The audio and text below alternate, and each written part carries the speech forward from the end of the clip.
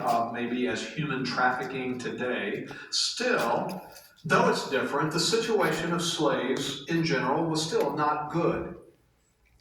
There was some level of warmth that existed between some slaves and their masters, but quite often, and in most cases, it was a dehumanizing existence.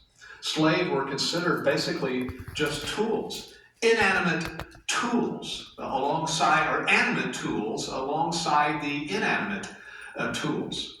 The masters had all authority over their lives, even to the point of death, if the master decided that.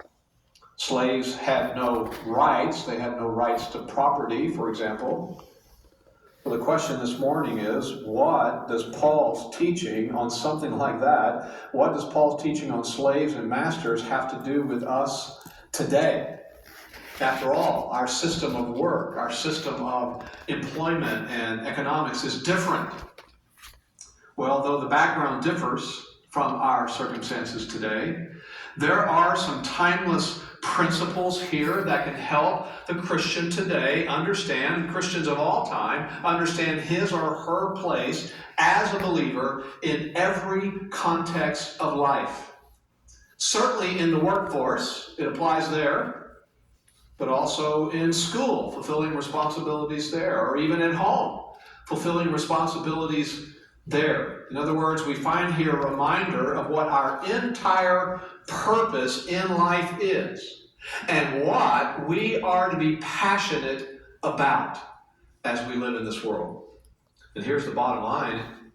Christians are to be characterized by a passionate desire to please and glorify the Lord in every area of life. That's the reason for which we were created. We are to be characterized by a passionate desire to please and glorify the Lord in every area of life. Now, the instruction here in Colossians about slaves and masters is simply an application of that reality to just this one issue. But the issue becomes for us an illustration of every other situation in our lives. Family, church, work, relationships, everything. That's why I'm emphasizing today that fathers especially should see that living out what we find here is the most important legacy that they can leave to their children. Now, we need to evaluate ourselves based upon these verses here. Perhaps the best way to do that evaluation is to ask yourself these three questions. Here's question number one. For the purpose of each of us evaluating ourselves, question number one, do I seek to please people or the Lord? Do I seek to please people or the Lord? Let's begin by noting the direct command in verse 22. You'll see it there, a very direct command.